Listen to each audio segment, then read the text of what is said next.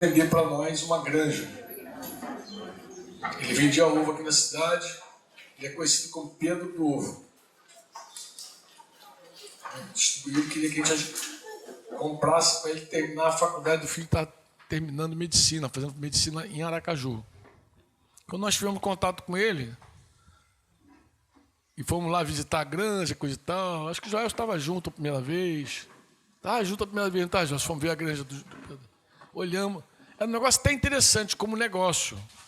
Por quê? Porque ele já tinha galinha, já tinha ovo, já tinha cliente. Então era só comprar um negócio que estava funcionando, né? E que dava um retorno já. Eu não sei se Alisson estava aqui. Tu estava aqui, Alisson, quando a gente foi ver a granja do... Ah, não, né? Fui com Dálio, com alguém, deve ter ido com Dálio. E aí ele...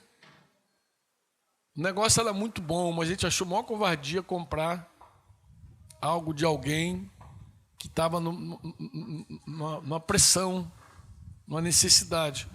E aí nós fizemos uma proposta assim: Pedro, a gente não vai comprar, a gente vai te ajudar a ampliar o teu negócio. E entramos, então, num processo de ampliar o negócio dele. Então, o Amado, que trabalhava aqui na base como pedreiro, foi para lá e aí construiu mais galinheiros para ele lá, para ele poder produzir mais ovo, para atender mais ainda, para gerar... A gente entendeu que daquela maneira ele ia conseguir pagar a faculdade do filho. E ele começou a chamar a gente de sócio. Sócio, tal, sócio. Passava aqui, deixava muito ovo aqui. Só que essa família sofreu uma tragédia que saiu até, acho que no jornal desse nacional da vida. Qual foi? O rapazinho, terminando já, acho que ele estava fazendo residência, saiu para lanchar ali em Aracaju. Aquelas coisas que ninguém entende. Por que eu digo que ninguém entende? Porque a tia desse rapaz, que trabalhava em outro lugar, trabalhava até, acho que no hospital, roubaram o carro dela lá em outro lugar. E esses caras que roubaram o carro foram fazendo vários assaltos pela rua, até que encontrou esse rapaz e assaltou ele com mais 2 jovens, uma menina e um rapaz, outro universitário também ali, outro acadêmico, e o cara, só ele, o cara deu um tiro nele e matou ele. A família caiu num abismo, num buraco muito grande. Então, toda vez que a gente vem aqui, a gente procura estar junto deles, visitar Pedro e Ivanilde. Pô, pensa. Eu acho que foi até no meio da pandemia que essa tragédia, não foi no meio da pandemia, porque a gente ouviu a notícia. Foi antes da pandemia? Não, rapaz, foi não. Acho que foi... Foi antes? É possível até que tenha sido antes. Porque a gente visitou ele já depois na pandemia, já visitou. Mas a gente passa... E ele ficou de vir aqui amanhã. Mas por quê? Porque eu falei, eu quero conversar contigo sobre pintinho, porque tem umas meninas que ficaram encantadas com pintinho na feira. Só que eu estava explicando às meninas também que pintinho da feira vem colorido, vem azul, vem verde, vem vermelho, rosa, pintou. Depois chega em casa, a Alice estava explicando porque chega cheio de doença, de perebinha, a maioria morre, poucos vingam. E que para realmente ter pintinho para criar, tem que ser pintinho já... Vou usar uma expressão nada a ver, tem que ter pedigree, né? O pintinho tem que estar vacinado, ele tem que ser realmente um pintinho pronto para criar. E aí não tem nenhum problema se vocês comprarem pintinho e batizar com o nome de vocês, de preferência, fulana, beltrana, ciclana. Né? Vai dando um nomezinho para pintinho. Vamos lá? Os 20. Vamos ver se o Pedro chega por aí amanhã. Bem, amados, eu falei que ia bater com vocês rapidamente as verdades, as 12 verdades desse livro chamado Plenitude.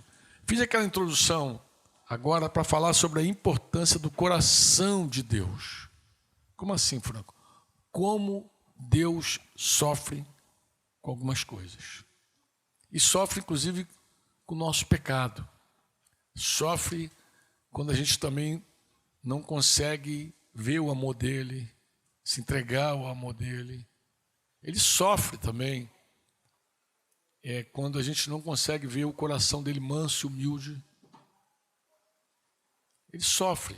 Sofre quando a gente peca e sofre quando a gente não quer o remédio, a cura.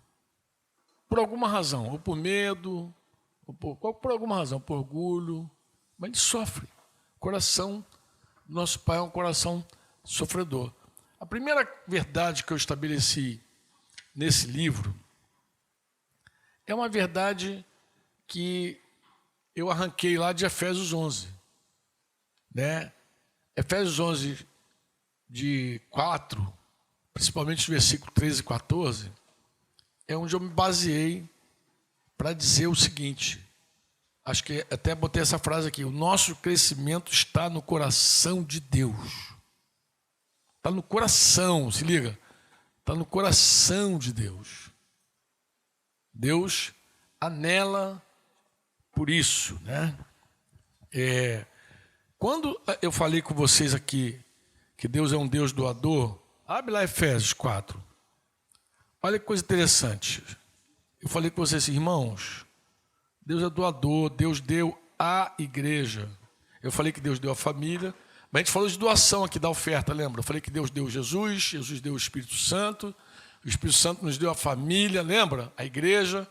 E depois eu falei que Deus deu à igreja uns para apóstolos, outros para profetas, outros para evangelistas e outros para pastores e mestres, né? Mas se alguém perguntasse, mas com qual propósito, Franco, Deus teria dado estes ministérios à igreja? Qual o propósito? Porque Deus faz tudo com propósito, né? E a gente vai começar a ver o coração do nosso Pai, né? Paulo vai dizer, com vistas ao aperfeiçoamento dos santos. Leia-se aperfeiçoamento como amadurecimento.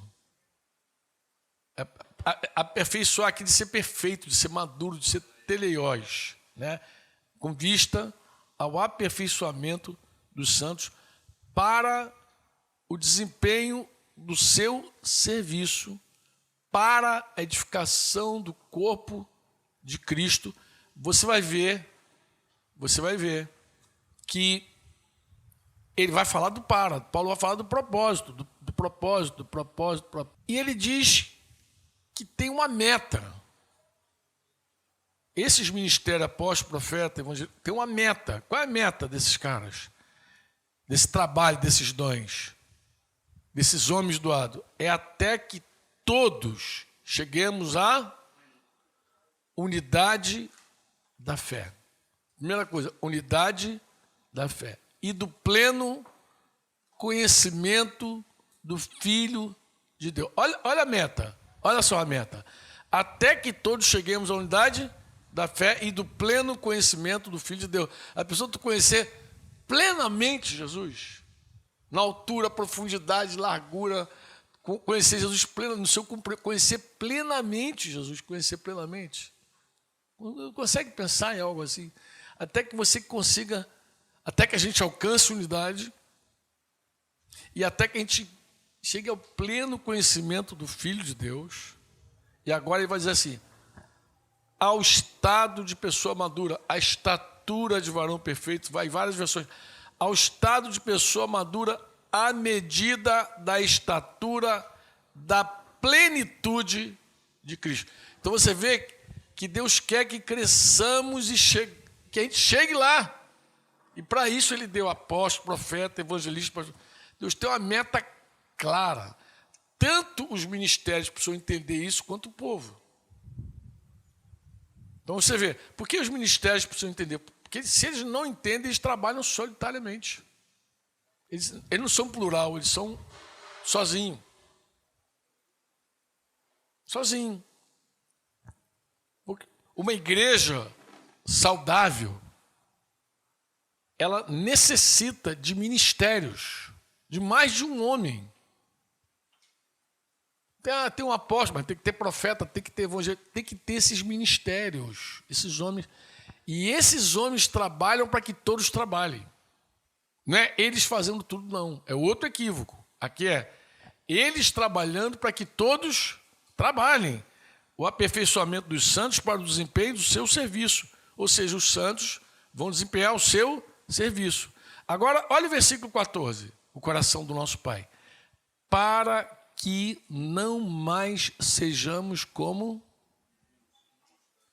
crianças, meninos inconstantes, arrastados pelas ondas e levados de um lado para outro por qualquer vento de doutrina. Parece que eu estou vendo a igreja brasileira hoje. Um bando de criança arrastado de um lado para outro por qualquer vento de doutrina. Eu fico impactado como a igreja gosta de novidade, cara. E fico impactado também como a maior parte das mensagens pregadas estão no Antigo Testamento. Por que não se fala do Novo Testamento? Por que não abre o Novo Testamento para a igreja? Eu vou te falar por quê. Porque no Novo Testamento você não tem como inventar. É o que está ali e pronto. Você não inventa. Você pode aprofundar o Novo Testamento, mostrar o coração, mas você não tem como inventar absolutamente nada. E é muito perigoso quando você inventa qualquer coisa que você não pode mostrar, principalmente no Novo Testamento. Que você não... Porque o Antigo Testamento, da onde as pessoas tiram um monte de coisa boa, também tira um monte de coisa ruim. Só é bom o que está no Antigo quando Jesus já passou o crivo dele. Porque se Jesus não passar o crivo dele, você vai oferecer sacrifícios. Se Jesus não passar o crivo dele, tu vai guardar dia santo, lugar santo. Tu vai ter tudo do Velho Testamento. E se você não passar o crivo de Jesus no Velho Testamento, está arriscado. Como eu já ouvi um pastor falar comigo. Ele falou, pô, Salomão teve 1000 mulheres, por que eu não posso ter 2? Eu falei, simples, porque Salomão vivia na lei. Você vive na graça de Jesus, pô. E na graça de Jesus, cada marido tem a sua esposa, cada esposa tem o seu marido. Simples assim, amado. Você vê que tem pessoas que olham para o Velho Testamento para arrancar respaldo. Eu falei, amado, se você buscar respaldo no Velho Testamento para viver como você está vivendo, é porque você não viu ainda Jesus. Porque Jesus ele é a nossa lente para ler toda a Bíblia, pô. Então, os ministérios trabalham para que a igreja funcione, para que ela cresça e pare de ser menina, pare de ser criança arrastada pelas ondas e levado de um lado para o outro, por qualquer vento de doutrina, pela artimanha das pessoas, pela astúcia com que induzem ao erro. E eu, quando leio isso, meu coração queima. Eu falo isso de verdade para você. Já queimava, quando nasceu plenitude, já queima. Queima, irmão. Quando você, pô, Franco é fanático, não, irmãos. Eu entendo que se a igreja não amadurecer, ela vai ser sempre um bando de criança arrastada de um lado para o outro. É triste demais. E eu falo muito com os pastores, eles precisam acordar, os ministérios têm que acordar, se unir e trabalhar. Porque se eles não trabalham unidos, cada um fazendo a igreja não funciona de maneira plena. Cada homem desse, cada ministério desse agrega algo à igreja. Se você ouvir um apóstolo, tu vai ver a carga que o apóstolo tem. Se você ouvir o profeta, você vai receber a carga do profeta. Se você receber do evangelista, tu vai receber a carga do evangelista, do pastor, do mestre. Cada um que fala, cada um que ministra, cada um que se move no seu dom verdadeiramente, agrega à igreja. Você recebe, mas você não fica desequilibrado. Você fica de uma forma plena. Não tem desequilíbrio. Não é? A igreja apostólica, coisa linda que é a igreja apostólica, mas ela é profética, ela é evangelística, ela é pastoral, ela é plena. Ela tem que ser plena, ela precisa de ser plena. É por isso que Deus deu a igreja. Deus deu. Se você visitar as comunidades cristãs, em geral, esses ministérios estão lá. E tem gente madura lá, realmente, para fazer, ou estão lá perdidos infantis também, que não amadureceram ainda. Ou tem gente amadurecendo, ou tem gente madura, ou não tem ninguém lá, ainda está dando cabeçada com uma pessoa só, dizendo o que tem que ser feito. Dominando tudo e fazendo tudo. É a denúncia que a gente faz da paternidade e do paternalismo. Paternalismo quer as crianças pequenininhas a vida inteira.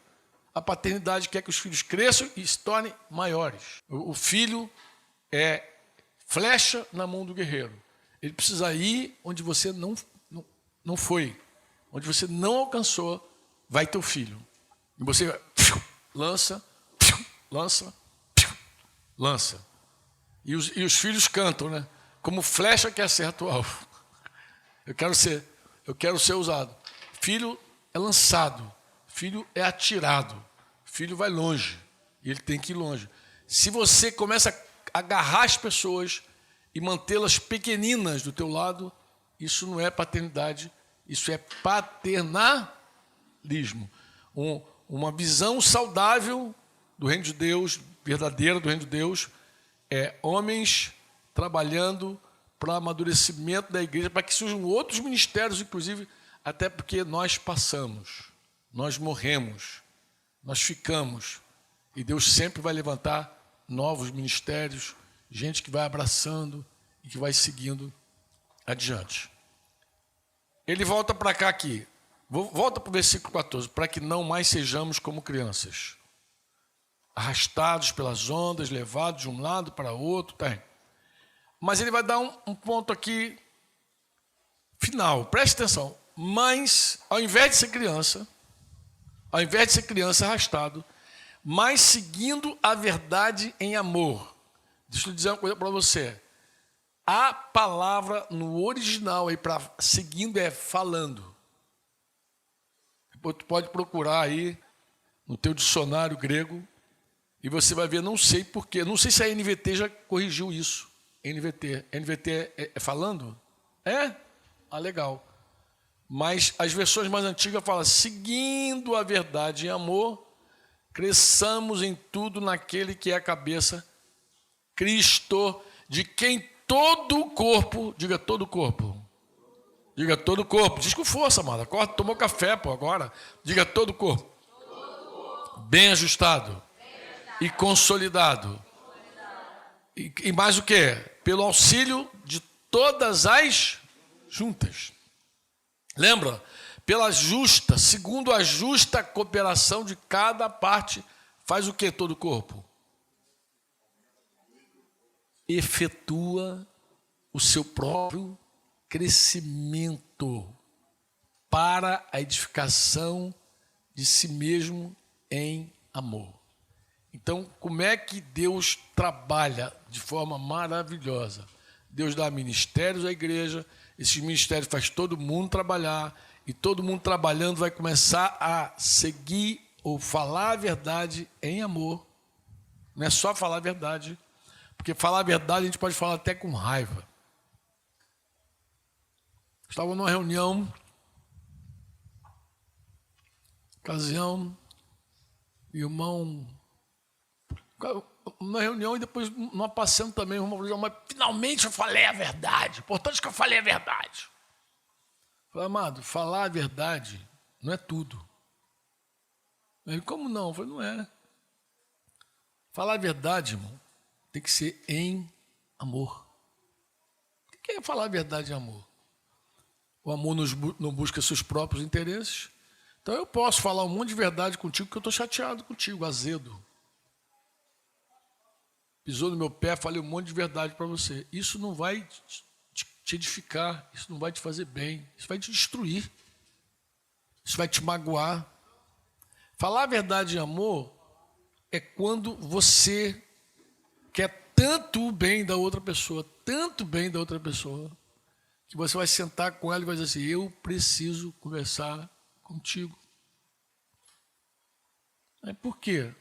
Porque eu te amo e eu estou vendo você desorientado, perdido. Ou então, melhor ainda, você chega lá e diz assim, olha, eu queria te fazer algumas perguntas para compreender algumas atitudes tuas. É melhor esse caminho, né? O caminho de Jesus.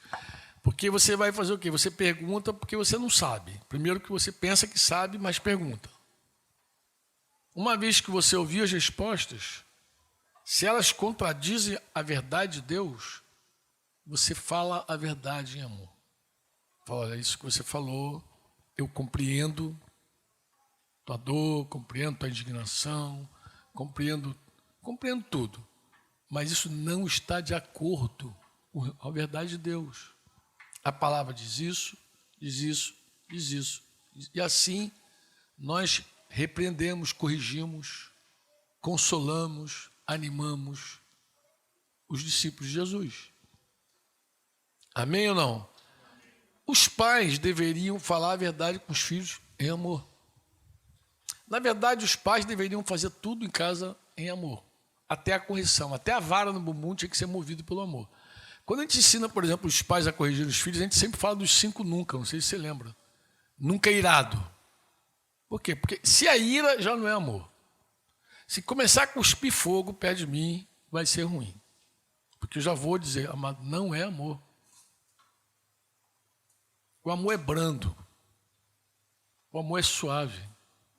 O amor está bem motivado. Se começar a cuspir marimbondo, não tem amor nenhum nisso, amor. Tem ressentimento, mágoa, tem um monte de coisa aí.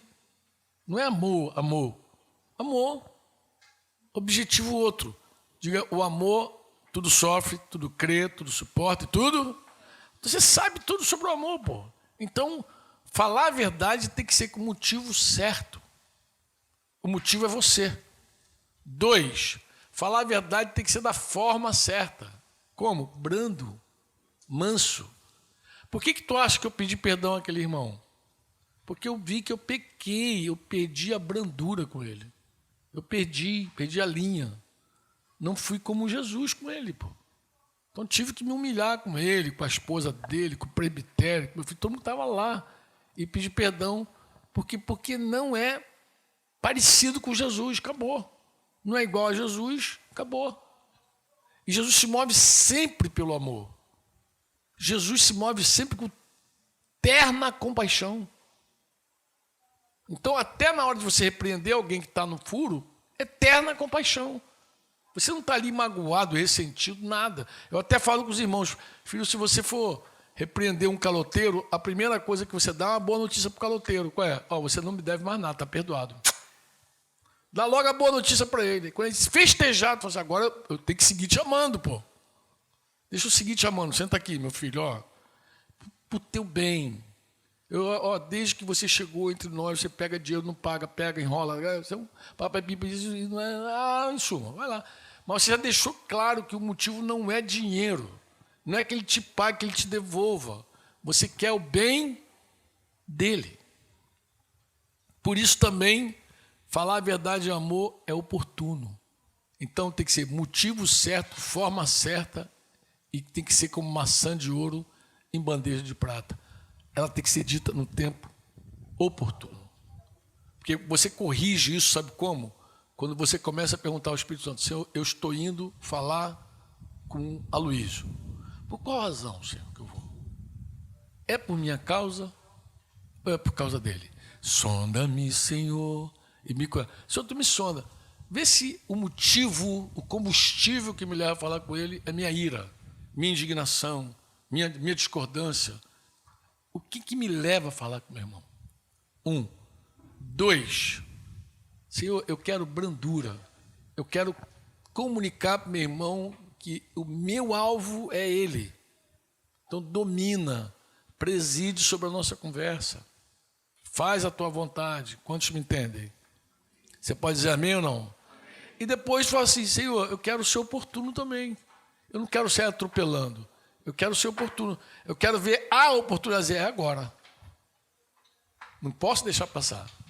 Deus me deu a oportunidade que eu pedi a Ele. Porque às vezes Deus coloca você num momento muito bom com a pessoa.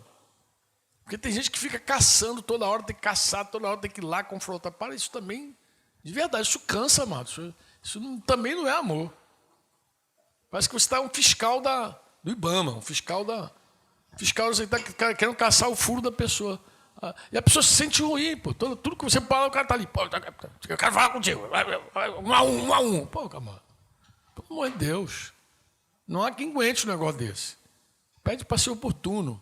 Porque o Espírito Santo é o maior interessado em que você fale a verdade em amor. Você diz amém ou não? Diz amém ou não? Ele vai dizer aqui, falando, seguindo a verdade de amor, cresçamos em tudo. Crescer em tudo, no caráter, na fé, na graça, na confiança, no conhecimento, na tua competência, na tua capacidade. Cresce em tudo. Você tem que crescer em todas as áreas da tua vida. É como Deus te vê, é como Deus quer.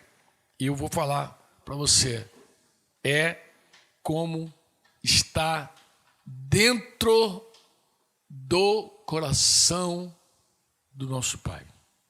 Se você olhar o coração do nosso Pai, olhar lá dentro do coração dele, você vai entender uma coisa. Deus quer que a gente cresça. Em tudo. Como um pai e uma mãe que recebe um bebê em casa, bebezinho, o anseio deles é ver aquele bebê adulto, dando frutos. O mesmo anseio está no coração do nosso Pai com relação a cada um que nasce de novo na igreja. Olha, de verdade, irmãos, isso é outra coisa que me dá agonia de alma. O que me dá agonia de alma? É ver que em casa nós queremos que nossos filhos cresçam e na igreja a gente acha que é muito normal ter um monte de crente bebê que pelo tempo decorrido já era para ser mestre, mas ainda carece de leite. Dá dó, dá dor, porque Deus chora com isso. Deus quer que a igreja cresça, amadureça, chegue à estatura. Deus deseja isso, amados. Deus deseja isso. Mas para quê, Franco? Para não ser levada mais como um bando de menino pelo vento de qualquer doutrina. Deus não quer isso. O adulto lá de capítulo 5 de Hebreus, eles possuem suas faculdades exercitadas pela prática. Eles são capazes de discernir o que é bom e o que é ruim. Hoje as meninas me perguntaram ali sobre uma prática, que às vezes a igreja, por exemplo, ela está muito zelosa com relação aos jovens e começa a colocar assim, alguns trilhos para os jovens andarem. Assim, ora primeiro, pede conselho. Eu não tenho nenhum problema de dar conselho para jovens, estava explicando para eles. Mas é muito ruim quando você engessa. Porque daqui a pouco quando você inventa algo na igreja que não está na Bíblia, daqui a pouco aquilo vira um gesso. E a hora que vira um gesso, quem não fizer de acordo ali está em pecado, é carnal. Então, eu estava explicando para elas assim, olha, o que define tudo na nossa vida é o Espírito Santo em nós. E a palavra de Deus. Então, se a palavra não está aqui, eu não posso inventar, gente. Pelo amor de Deus, eu não posso inventar e dizer que você tem que andar naquele trilho 1, passo 2, passo... Aquilo ali vira um cativeiro para você. Eu vou te falar o que purifica as pessoas. É o Espírito de Deus. Colossenses diz, não toqueis, não manuseis. Essas regras não têm nenhum valor contra a sensualidade. Não deixa a pessoa mais santa. Não deixa. Aí concluí com as irmãs dizendo assim, irmã, eu vou falar o que acontece assim, ó. No meio da igreja, preste atenção no que eu vou te falar. No meio da igreja tem homens que precisam ser freados. No meio da igreja tem homens que precisam ser empurrados. Tem garoto que você tem que dar freio e tem garoto que você tem que dizer, vai que é tua, Tafarel. Tem que ir. O cara não vai, ele fica assim, tateando. Então não tem regra, tem o Espírito Santo presidindo cada situação. Não tem regra para tu pastorear. Se você pegar e botar tudo no livro de regra, tu não apacenta as pessoas de verdade. Apacentar alguém de verdade é sentar com um filho espiritual e saber que cada um é cada um. Cada um tem uma realidade, cada um tem uma diferença. São gêmeas, mas não são iguais. São gêmeas, mas cada uma é uma.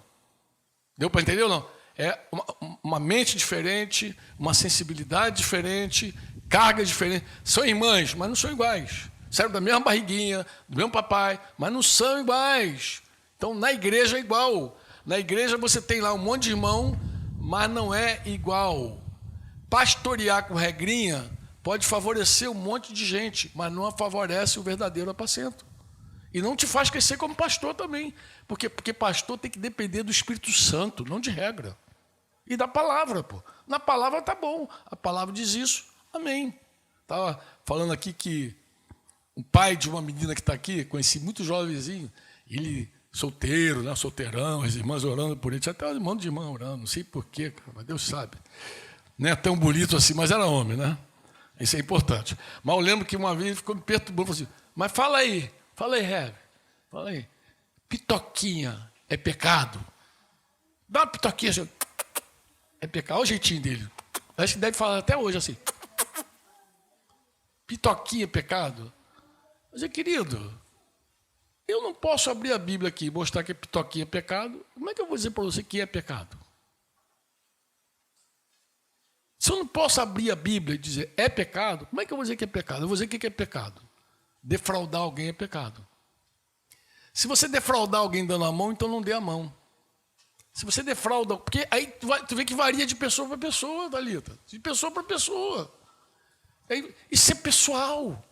Tem mulher que você defrauda com uma olhada. Tem mulher que você defrauda falando. Tem mulher que, e vice-versa. Tem rapaz que é defraudado. Se a menina olhar para ele, ela está apaixonada por mim agora. Eu já vi de garoto perdido com esses papos. Perdido. Tinha um garoto lá, não vou falar o nome não, nem vou citar, Deus me guarde, Deus me livre. Mas, rapaz, tudo que era garota gostava dele, cara. Meu Deus, super cara meu. Eu falei, meu Deus, muito perdido, meio desorientado. Mas por quê? Porque qualquer olhada, qualquer sorriso, ele está gostando, já sentia, está querendo. Beleza? Amado, mas um cara desse, esse pode ser defraudado por uma coisa qualquer. O outro, que eu nem estou dizendo que ele foi defraudado, eu acho que ele se auto-defraudou, que é outra coisa também que parece defraudação. Porque defraudação também tem que ser avaliada pastoralmente. Alguém sentar e dizer, você foi defraudado, mas como é que foi essa história? Senta todo mundo junto, né? Senta com uma, depois senta com a galera toda.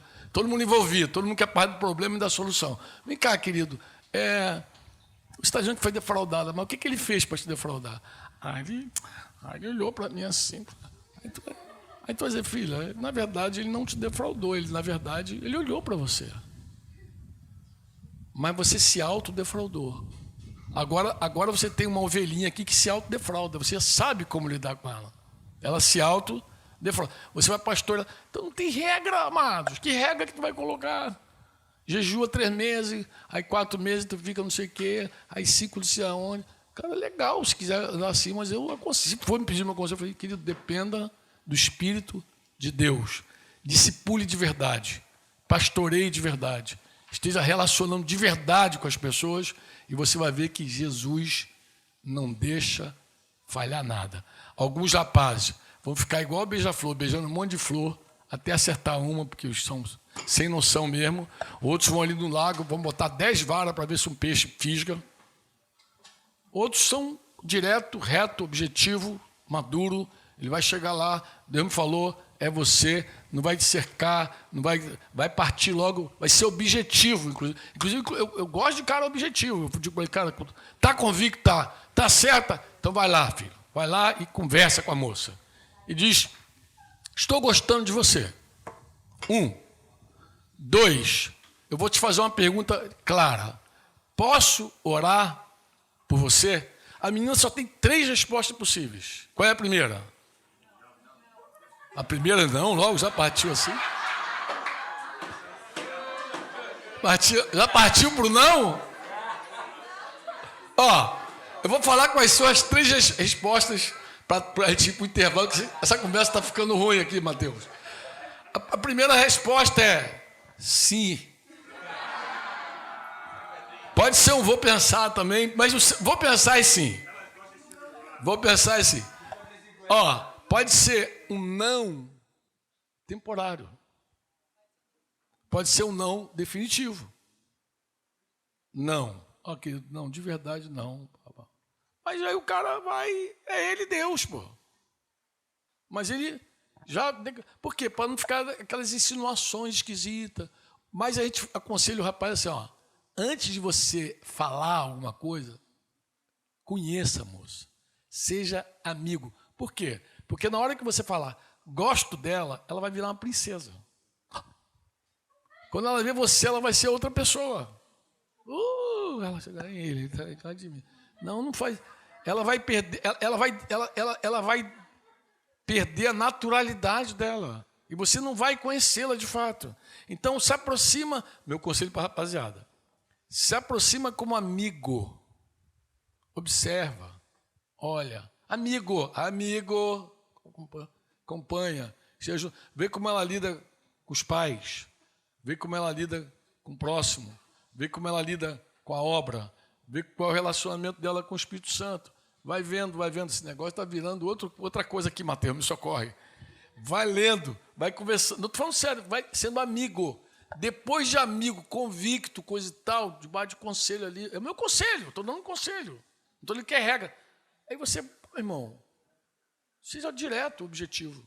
Agora, eu reconheço que alguns garotos vão precisar frear, outros vão precisar do empurrão, outros só Deus sabe que a gente vai precisar de um guincho, sei lá que vai precisar, para mover o cara do lugar, eu não sei. Cada um tem suas lutas. Eu posso contar várias histórias para vocês, mas todas são pessoais. A história não se repete. Sabe por quê?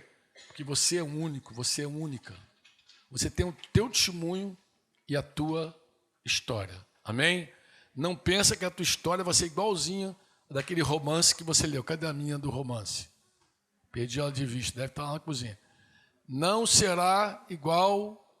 Tenha clareza se Deus trata você de forma pessoal. Amém? Deus não quer teu individualismo, mas Deus quer a tua individualidade. Ele quer que você seja você, com a tua história, com o teu testemunho, e tranquila. A única coisa que você precisa fazer com sabedoria é obedecer à voz do Espírito Santo e deixar a carnezinha ser vencida pelo Espírito e não fazer a tua vontade. Nem sei como é que a gente foi parar aqui, começando lendo Efésios, terminamos aqui.